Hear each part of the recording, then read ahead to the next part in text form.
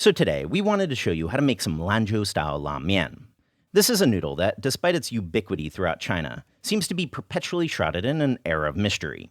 See, the Lanzhou style of hand-pulled noodles are alkaline noodles, which are renowned for their texture and bite, but also infamously more difficult to hand-pull. To get there takes a lot of technique and some special ingredients, but with a bit of practice can be executed with materials available basically anywhere in the world. That said, unfortunately, it is true that Lamian uses some special flour. This is a common brand of flour that's used in Lamian noodle shops.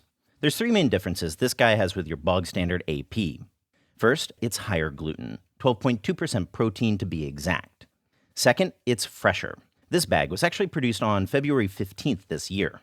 And lastly, and most importantly, it's extremely finely milled. So while visually the Lamian flour on the right does look a lot different than the all-purpose on the left, the difference becomes especially pronounced when we hydrate them. Just take a look at what happens when we add water. The all-purpose clumps easily, and not all the water is absorbed. Meanwhile, if we add the same amount of water to the flour on the right, it evenly hydrates and forms these fine shreds referred to in Lamian making as suizi. So it is true that Lanzhou Lamian needs this special finely milled Lamian flour or else it's not going to get elastic enough to pull. So I guess, case closed? No Lamian flour, no Lamian, so I guess we should just close the book on this one. But not so fast. See, there is a flour that's available in the West that seems to meet all these criteria.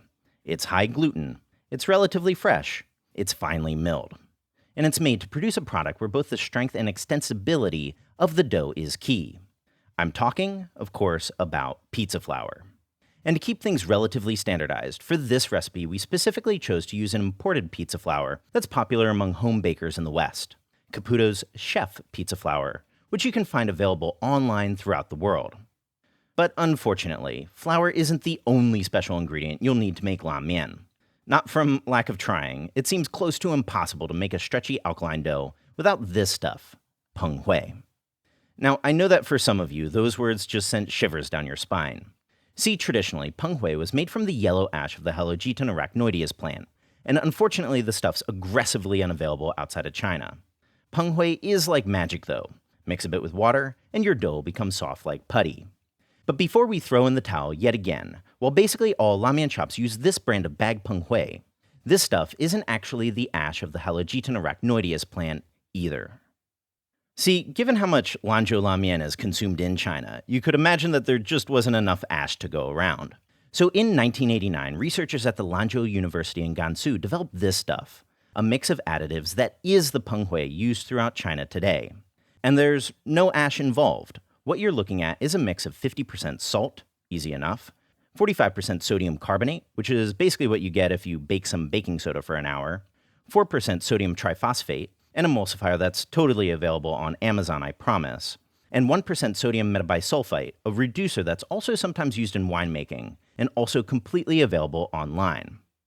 But frustratingly, after a number of tests, it became pretty obvious that this just wasn't a matter of mixing these guys together and calling it a day.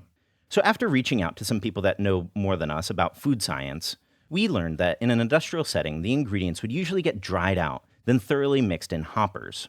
So with that in mind, let's try to mimic that and make some homemade Penghui. So first measure out 100 grams of not iodized salt, 90 grams of sodium carbonate, 8 grams of your sodium triphosphate, and 2.5 grams or 3/4 of a teaspoon of the sodium metabisulfite. Now, unless you're lucky enough to be working with some pure NaCl powder, you'll first need to thoroughly pound your salt, which, if I'm being honest here, is sucky and annoying. You'll pound it, think it's powdery enough, then strain it through a fine mesh sieve and realize that you've still got a lot more pounding to go. Doing the same with the sodium carbonate, sodium triphosphate, and sodium metabisulfite is a lot easier, but still an important step to make sure everything's nice and powdery. Then just sift everything together, and sift it all again for good measure. Now, to mimic those hoppers used in an industrial setting, we'll be using a stand mixer with a paddle attachment on speed 3, keeping that going for at least 30 minutes. Now, at a factory, they'd also dry everything out with desiccants, chemicals that help absorb moisture. So we'll be keeping our homemade Penghui together with one of these boxes that are meant for drying out cupboards, which are mostly made from calcium chloride. But alternatively, some of those silica gel packs should also work too, so long as you're certain that yours are food safe. So after that time, toss your homemade penghui in a Ziploc bag together with your desiccant of choice and store in a cool, dry place away from sunlight. Now, we do have to be completely honest here. Even after all that, the homemade penghui basically worked, but not quite as well as the bag itself. So we will raise our bat signal to any of you out there that know more about chemistry than us. But because it was close, we will just charge forward here, showing you the results with both the bagged and homemade penghui. But no matter which direction you go, the fundamental process here is totally the same. So here we're using that pizza flour, 250 grams worth, and we'll give that a sift to remove any clumps. Then in a separate bowl, thoroughly dissolve 2 grams or about a half teaspoon of salt into 120 grams of ice water. The reason for the ice water is that your Lamian dough should ideally be about 28 centigrade and never exceed 30 during the whole process. Now, as you can see, Steph's adding the water here bit by bit and incorporating it by rubbing the flour between her thumb and the back of her fingers. This technique is called mao zhuo shou, or cat claw in Lamian making, and it'll help us arrive at those suizi we were talking about earlier. So once all the water is incorporated and you no longer have any dry flour on the bottom of your bowl, knead that all together for about a minute. And while Lamian shops will usually move straight on to the next step at this point, we'll let that rest for about a half an hour, which will make things easier to knead. So, half an hour later, liberally oil your hands to make sure things don't dry out. Here we're using Sichuan Saijiao, but any dense oil would also work okay. So now just punch your dough down and stretch it out. Now using the bottom of the palm of your hand, press down on the dough with force, keeping your elbows straight, then pull the dough up about an inch or two. Then repeat. Press, curl up, then do the same move all the way down the dough. Now just do that all again either 1 or 2 more times until everything's shaped into a round log. Then fold the dough in half and press down. Now we'll need to really go nuts pressing this totally flat again. So first punch it flat, then rotate the dough, cross your hands, and press down, mustering all the force you can. Then to make sure everything's all even here, cross your hands in the other direction, pressing down on the dough in the same way. Now rotate back and repeat. What we're doing here is not only developing the gluten network of the dough, but also aligning the gluten strands. This is a similar idea to the stretch and fold technique in bread making. With bread though, you're aiming for the gluten to get into sort of a crisscross pattern, while here we want it to be one long rope. This kneading technique is referred to as making a swanpanzi, or abacus string. But fair warning, getting there takes a bit of elbow grease. Like at some Lamian schools in China, the final test is to make a batch of noodles, from the initial mixing to the final pulling, in 20 minutes flat. And of those 20 minutes, probably 17 or 18 of them are spent doing this step right here. So take your time with it. This took us about a half hour of kneading, but if you're first starting out, it's totally normal to knead for 40 or even 50 minutes. So if you find yourself getting a bit tired, absolutely tag team any available friends or husbands to help out. And definitely remind them to keep everything thoroughly oiled. If you do this right, you can actually make hand-pulled noodles using just this dough, though, of course, we haven't added any of the dreaded alkaline yet. Now, you'll know you're getting to the end point once small bubbles start to form in your dough as you press it down like this. Another sign is if you tear the dough, it should form a smooth hole like the one on the right, not jagged like the hole on the left. You'll be ready to add your penghui once you've gotten to that point. Bagged version up first. So take 2 grams of your penghui and mix that with 10 grams of water. Dissolve it thoroughly, then press down on the dough in the same way as before to make sure it's completely flat. Wet your hands with a bit of the penghui, then apply it to the top of the dough. Now fold the dough in thirds, then in thirds again in the other direction, flatten it out, then continue.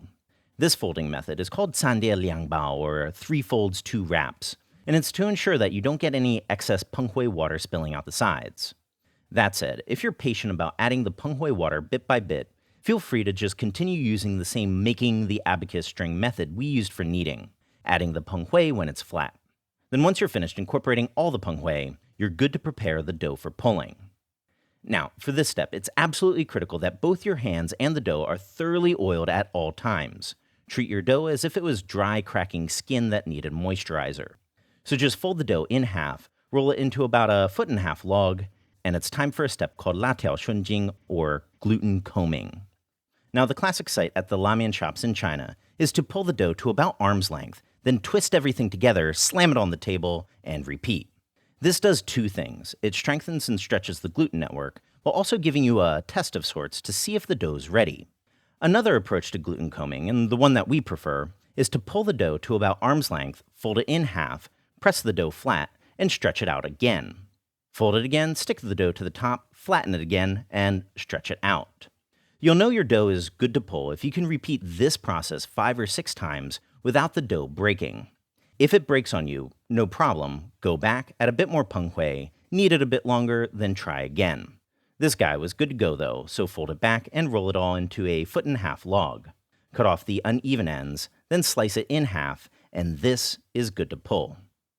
So now thoroughly flour your work surface, getting a small little mound in the middle, and roll your half log to about a foot or so long. Then just grab the ends and pull out to arm's length. Now bring it back, nestling one end between your index and middle finger, and the other between your middle and ring. Now, every time you pull, dip the middle of the dough in your little flour mountain, loop your other hand inside, gently pull from both sides, and repeat. When pulling, we'd strongly suggest moving slowly and deliberately here, never lifting the noodles more than 10 centimeters off your workstation. I know that the Lamian masters can pump these out and put on a show. You are not a Lamian master though, and neither are we. This is a game of using your hands to apply force evenly. You'll need 5 pulls to get to a basic normal thin Lamian, but here Steph did 6 pulls to get to a hair-thin Lamian, which is usually the max thinness at most noodle shops. So now tear off the pile of dough at the end and immediately toss these into some boiling water to cook. Now, for the homemade Penghui, things seem to move swimmingly at first. The dough looks and feels like it does with the Penghui. 1 pull, 2 pulls, 3 pulls, 4 pulls, but on the 5th pull we start to see a bit of breaking. It's not really the end of the world because it's only a couple pieces here or there, so we can take our 3 broken thick boys and just pull those out a bit individually. Unfortunately though, at this point a 6th pull is totally out of the question, so the max we could get with the homemade Penghui is those normal thin noodles, which to be totally honest is kind of my preferred thickness anyhow. So these are the noodles that you will see at the famous Lanzhou noodle shop. They're alkaline, needs a ton of practice and technique. But meanwhile, in the north, there's another category of pool noodles that are called chen mian. They are non-alkaline, use as long rest to facilitate the dough pulling motion, and it's often pulled noodle by noodle. And of course, very soon we'll also want to show you how to make that more day-to-day home cooking version of pool noodles. So alright, check out the other link in the description box for a detailed recipe. A big thank you for everyone that's supporting us on Patreon, and of course, subscribe for more Chinese cooking videos.